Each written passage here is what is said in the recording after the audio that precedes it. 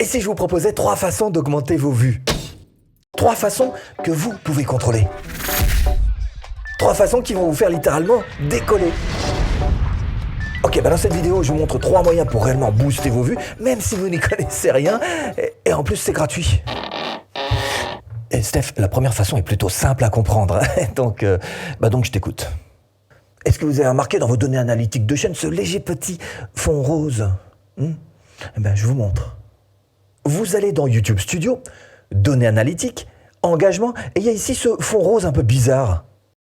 Il y a très longtemps, quand votre institutrice vous soulignait une phrase en rouge sur votre copie, vous en teniez compte. Vous vous arrangez pour corriger votre erreur, et plus vous y mettiez d'application, plus cette erreur était vite rectifiée. YouTube vous corrige votre copie en vous montrant exactement ce que vous devez faire. Et si vous regardez bien, en plein milieu, vous avez un gros tableau. Temps fort de la rétention d'audience dans le menu engagement. Et si c'est là, c'est que c'est important. Donc tenez en compte. Ensuite, le principe est le suivant.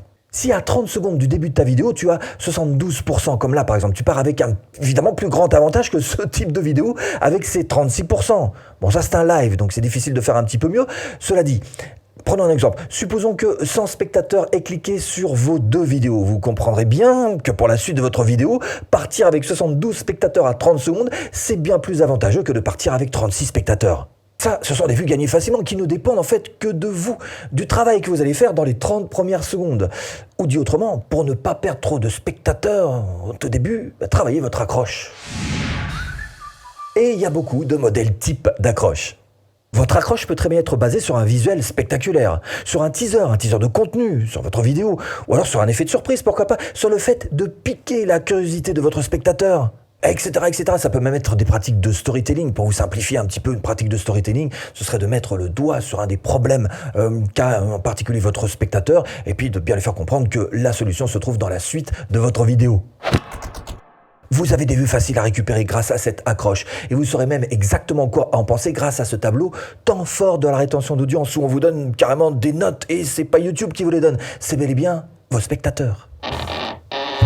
Et ça c'est génial. Et je suppose que l'idée, c'est d'améliorer ça un petit peu plus à chaque vidéo, hein? Ça, c'est génial. Et si je vous demandais de vous rendre à l'endroit où se trouve l'un des 2 chiffres les plus importants pour vos vues? Tu sais... sinon, je te montre. Vous allez dans YouTube Studio, données analytiques, couverture. Vous ne pouvez compter que sur vous-même, pas sur YouTube. Une partie d'échec se gagne en contrôlant ce qui est contrôlable et en lâchant prise sur ce qui ne l'est pas, quitte à sacrifier des pièces. Alors allons droit au but sur ce qu'on peut maîtriser. Regarde. Dans le menu couverture, il t'est marqué en gros ton taux de clics par impression. Alors si tu ne maîtrises pas le nombre d'impressions, tu peux maîtriser quand même le nombre de fois où des spectateurs vont cliquer sur ta vidéo. Ici, je te prends une journée banale dans le calendrier, disons le dimanche 6 février. YouTube a montré ma vidéo près de 12 000 fois, j'ai eu 6,4% de spectateurs qui ont cliqué, soit à peu près 1 millier de vues. Si je maîtrise pas, ou pas vraiment en fait, le nombre d'impressions, je suis totalement maître du nombre de clics qui booste mon nombre de vues. Évidemment, si j'avais eu 50% de taux de clics, c'est pas 1000 vues que j'aurais eu, c'est 6000 ce jour-là. Et puis tiens, pour ceux qui auraient remarqué d'ailleurs que 11 900 fois 6,4%, ça fait 761 vues et pas 1000, la différence est notamment due aux vues venant de l'extérieur de YouTube. Vraisemblablement de mon blog. Comme quoi, avoir un blog de nos jours, c'est toujours intéressant. Vous avez donc compris qu'avoir un taux de clic plus élevé, c'est avoir plus de vues sans demander le moindre effort supplémentaire en termes d'impression à YouTube. Donc il y a 3 choses qui sont importantes pour favoriser le clic. Votre vignette doit être tape à l'œil. On est sur YouTube, c'est comme ça que ça marche. Votre titre doit aussi avoir une dimension humaine, des mots-clés c'est vrai, mais aussi des émotions humaines. La symbiose titre plus vignette doit être juste parfaite. Les 2 doivent se compléter. On sait le trajet que suit l'œil avant de cliquer. D'abord, il regarde la vignette, donc ça doit vraiment accrocher le regard. Juste après, il y a le titre. L'œil lit le titre et c'est ça qui va confirmer en fait cette première impression que oui, on va cliquer. Donc vous avez absolument tout ce qu'il vous faut dans les analytics, dans vos données analytiques YouTube pour trouver ces informations et vous aider à travailler au mieux cette symbiose qui est si importante entre la vignette et le titre. Et j'adore ce que tu me dis. Par contre, tout à l'heure, tu as parlé de 2 chiffres importants. Le deuxième chiffre aussi qui est super important pour avoir des... Et Martine, c'est quoi la suite? J'ai un taux de... Je te montre. Martine? C'est ma femme. Hein? Julienne. Vous allez dans YouTube Studio. Données analytiques, engagement. Est-ce que vous connaissez le pire ennemi d'une chaîne de télévision? Je vous le dis, c'est la zapette. Et si la télécommande n'existait pas, beaucoup plus de gens regarderaient toutes ces pubs qui rapportent tellement d'argent aux chaînes télé. Ils ne se lèveraient pas à chaque fois du canapé pour aller changer de chaîne. Hein. Et bien pour nos vidéos YouTube, c'est exactement la même chose. Hein. Le moindre instant où la personne décroche, c'est fini. Ils zappent, terminé. Alors comment est-ce qu'on peut essayer d'éviter ça? L'empêcher, on ne peut pas vraiment. Mais le contenir, c'est possible. Ici, vous voyez la durée moyenne d'une vue. D'abord, si vous cliquez sur « Voir plus », vous allez pouvoir chercher quelles sont vos vidéos qui retiennent le plus vos spectateurs. Ici, on voit majoritairement que ce sont des tutoriels chez moi.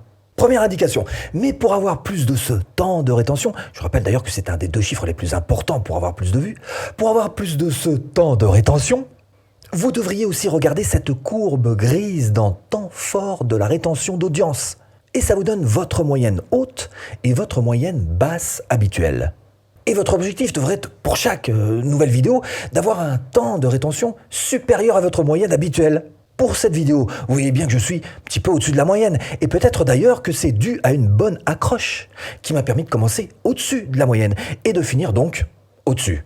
Cette courbe n'est pas significative d'une vidéo hors du commun puisqu'elle suit à peu près la courbe classique de mes vidéos. En revanche, voilà une courbe qui interpelle parce que là, on voit nettement que c'est pas dû à l'accroche, mais à un véritable storytelling réussi. Ça se voit notamment dans la courbe qui se décroche et s'envole par rapport à la courbe grise. Alors comment réussir à garder les gens sur vos vidéos? Ajouter des notions de storytelling dans la construction de la vidéo. Apprendre toujours mieux l'art de captiver à la caméra, mais aussi un peu de technique, son, image, lumière, montage. Et mauvaise nouvelle, aujourd'hui le temps de rétention ne suffit plus. YouTube en est rendu à faire des sondages, après que les spectateurs aient visionné une de vos vidéos, à faire des sondages pour savoir si le temps passé sur YouTube était un temps satisfaisant, positif pour la personne.